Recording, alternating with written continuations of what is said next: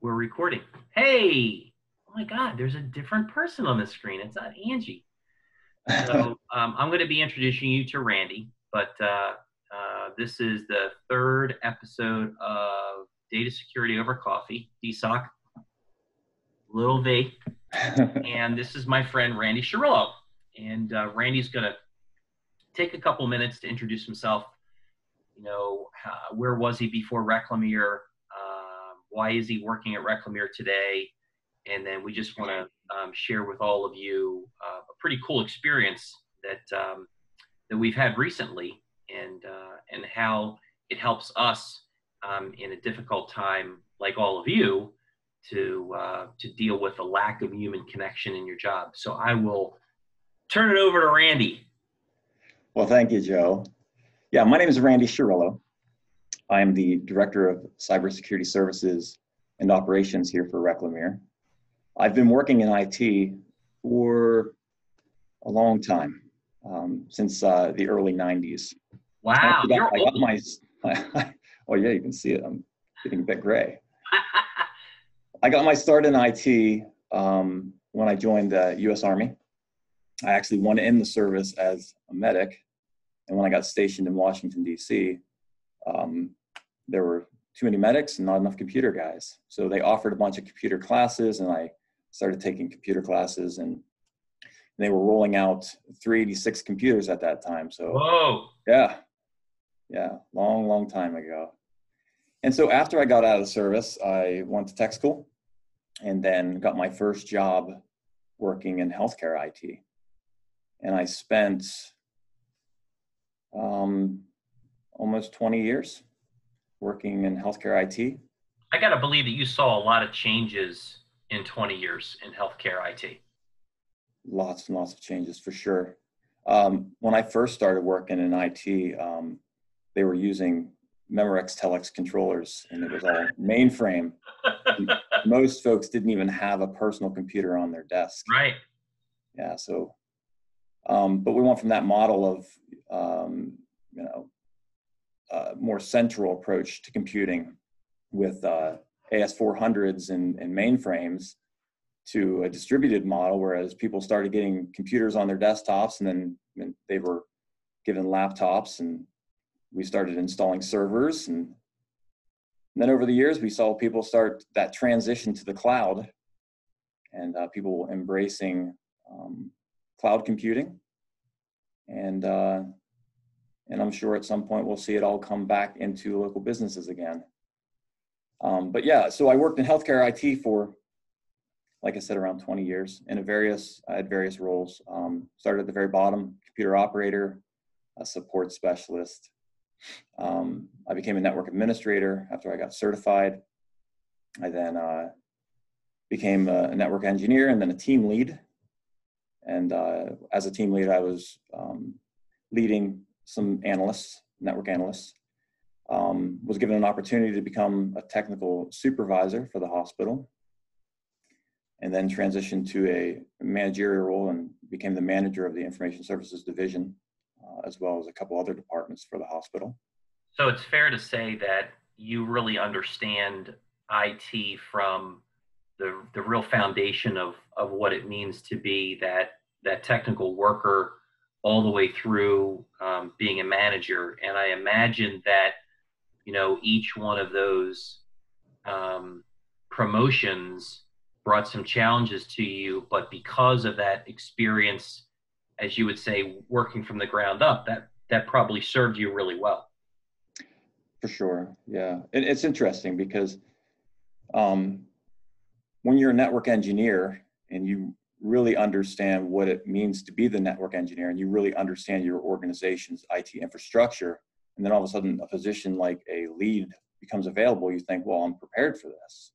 And then once you move into that role, you realize you face a whole new set of challenges. Sure.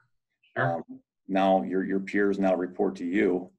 And so, understanding how to handle things operationally, and how to get and earn respect of your peers, and to do all that. But every promotion that I've received over the past 25 years, I always felt like I was ready for it until I got the job. And then I realized there is a transition period. It takes time. Right. It takes time. So yeah, then I spent, like I said, those 20 years in healthcare IT, and then I was given an opportunity to be a director of IT for an IT company, which sounded very appealing at the time. And so I went to work for a private cloud data center facility, and was in charge of operations, IT operations, managing pretty large account. And so, yeah, and then from there, I am now working with Reclamere. I got to meet both you and Angie and spend some time with you. And you still came to work here after you met. Oh my gosh. So I had some great conversations with both you and Angie. Culturally, it just seemed like it was going to be a great fit for me. The fact that I have a strong technical background, I was a technologist for a long time. I thought that I was bringing something new and fresh to this organization. From a security perspective, you have a fantastic team here. So you're very strong when it comes to supporting customers with their security needs, but you needed someone to fill that void, to be able to talk to engineers and to be able to decipher reports and look at data and be able to explain that and discern that in a way to your customers. And I think that's something that I brought to the table. I would agree. And I think it's been a benefit for the organization. And when you're able to have somebody that asks you different questions and really gets to challenge you in your thought process and the way in which you view things, that's very beneficial to Angie and I as owners of a company as well. I think it's important that we get challenged in order to improve for our customers as well as improve for ourselves. So, I'm very appreciative of that. So let me ask you this, Randy, so far since the beginning of the pandemic, what would you say in your professional time has been the biggest challenge for you during the pandemic? For me personally, the biggest challenge has been working from home. I think I've always had an ability to work remotely. As an engineer, you have to be able to support systems remotely and be able to connect in and do these things to get things back online. But with my role with Reclamere and working from home, there's a lot more FaceTime as it relates to conference calls through Google Meet and GoToMeeting and Zoom. And we're presenting a lot of our screens and sharing information. And where I live, I don't have great bandwidth. Right. So it's a challenge when you live in the country, and I'm sure there's a lot of people that are dealing with the same kind of issues that I'm dealing with. Sure. Cell service isn't the best. My bandwidth is not the best, and I'm sharing that bandwidth with my kids who are at home as well and doing their online learning. And so they're using that internet pipe, and in our case, we just have a 3 meg DSL connection. Wow. Yeah. And, 3 of us trying to share that. So that's been creating a bit of a challenge. And it's obviously challenging not being able to just work face to face with your peers and face to face with your clients. Yeah, I can tell you that as a salesperson at Reclamere, that's been tough for me. Recently, we had the opportunity to do a video call with a client that has new senior leadership on board, and then a previous client who's in a new organization. So it's always nice when you get to have that follow-on activity when someone leaves one organization and goes to another. And I will tell you, because you were the person that got to hear it first, that it was really exciting for me to be able to do that because I thrive on having that connectivity with people. I really enjoy being able to get that sense of people are getting it. And when you're just on a call, that's difficult. When you're in person, obviously it's even greater. but at least with a video call, you can get a little bit of that sense of inflection and tonality and the look on their face if you say something to them that's just really like, "Are you out of your mind?" Mhm. Or when they they nod their head like they get it, like they understand that. And that Right. was apparent with both of the calls that we were on, and that was exciting. Um, I think that, what we've got to be able to do is just really stay top of mind with our customers. And it's got to be done in a way where, and we had this comment this morning, it's not about, are you going to send me an invoice? Are you going to sign your estimate? When are you going to do your renewal? But it's really about remaining top of mind in a way that is genuine and sincere, and you really care, like you genuinely care, not because your boss tells you to care, but because you do. And I think that that's one of the things that Angie and I are very fortunate to have, a group of people that we work with that genuinely care, not only about the people that are in the building that they work with, but we know that they genuinely care about the customers that they work with, or the prospects that they're trying to turn into a client for Reclamere.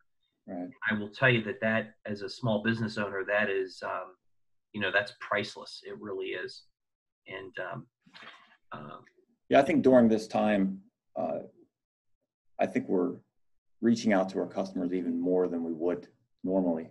oh, sure. Yeah. Check in on them. Because everybody's got challenges. I mean, like the challenges that I'm facing. I think what's kind of been interesting for me, though, is that trying to deal with all of the distractions that occur during these conference calls. It's, you know, it's just interesting. You hear kids in the background, you hear the dogs barking. Oh, yeah. You get the kids are, Zoom bombing. They're showing up behind their dad or mom and talk. So, for us, we never get, we get to meet their families. We Yeah. get to see where they live, which has been interesting. Some of our customers, every single time I have a conversation with them, they're in a different room of their house. So I'm getting that virtual tour of their homes. Yeah. But yeah, we always go in with an agenda, and we try to stick to the agenda. And but yeah, just the amount of distractions that are occurring. Sometimes it's welcome distractions, though. Oh, absolutely. Because work can be stressful at times. Mm-hmm. And so, but there's something really personal about this, getting to meet these folks in a completely different way.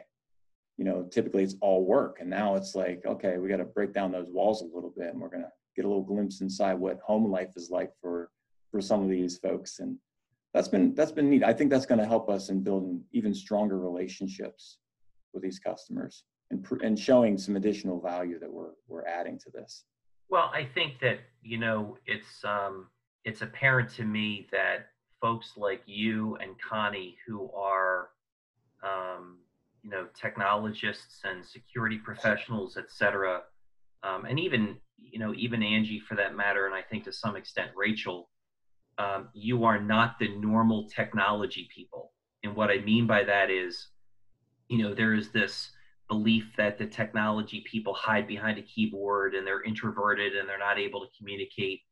And it's obvious that, all of you have a really great skill set around communication. And now, embracing the idea of, getting a virtual tour of somebody's house or seeing their kids Zoom bomb or whatever it may be, and to appreciate the fact that that means that we're going to be able to build an even greater relationship with our customers, I think is another point of differentiation for Reclamere, because that's powerful, for technology people to understand that, whether you're in a pre-sales role or you're on site, that human connectivity now more than ever before is incredibly important. And I think that that's what helps Reclamere remain top of mind. So I also know, and now everyone else will know, that this is not something that Randy is necessarily all excited about doing. And I'm glad that he was able to do it, because I think he's a natural. But more importantly, I think that we all have to be able to come out of our comfort zone. We've got to try new stuff. I've been trying some new things with technology. Randy experienced yesterday me losing it because technology wasn't working, although I don't think there was anything wrong with the technology. I think it was the dope behind the keyboard that did not know what he was doing. But regardless, I think we've got to come out and we've got to do things that we don't normally do and try those things. Maybe we are not going to be very good at them, but you still have to try them. And the one bit of advice that I got yesterday on a pretty cool webinar was the idea that as salespeople, and I would imagine it would go for technologists as well, but for salespeople, you have got to learn how to do your job differently. And if you are freaked out by doing your job differently, you're not going to survive. And I think that that's probably, that's a common message for everybody. So, Randy, I appreciate you doing this because I know maybe it's not necessarily your gig. I'm very appreciative that you and I had those conversations throughout 2018 and 2019. I'm glad you're on board. And I'm looking forward to, because Randy's got a pretty great project coming up where we're going to be rolling out some new data security services, to be announced later on. But I just think, in this time, you've got to also take a look at the business. What can we be doing to improve? And I know that Randy and Connie and Rachel are focused on that. And again, I'm very appreciative. So, Randy, thanks for being on DSOC Little V, and have a great weekend, man. Take care. You're quite welcome, sir. Thank you so much for having me.